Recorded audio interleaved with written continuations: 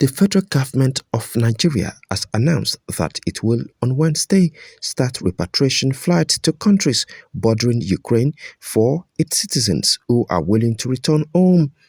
The Minister of Foreign Affairs, Mr. Geoffrey Anyama, said about 5,600 Nigerians are still in Ukraine, most of them students, and efforts were underway to ensure they move to safety in neighboring Romania, Poland, Slovakia, and Hungary.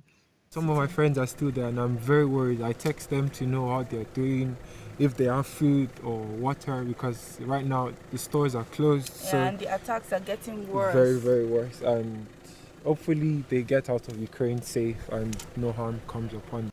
He said Russia could also be one of the exit points. Last week, Ukraine shut down its airspace following Russia's invasion. Hundreds of Nigerian nationals have already left Ukraine by trains and buses. However, many of them and other Africans had complained of discrimination at border crossings after being prevented from boarding trains and buses. They were carrying foreigners fleeing the conflict. So if I did not leave that day, it would have been a problem for me to leave. And now as people are trying to leave, the transportation is getting more expensive.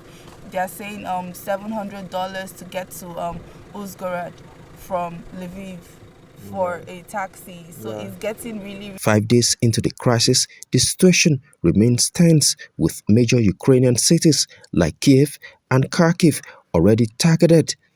Russia, however, says it is only targeting military facilities. More than 500,000 people have fled Ukraine, while about 3 million require humanitarian aid, according to the United Nations. Kamil Sadiq, reporting for CBA TV.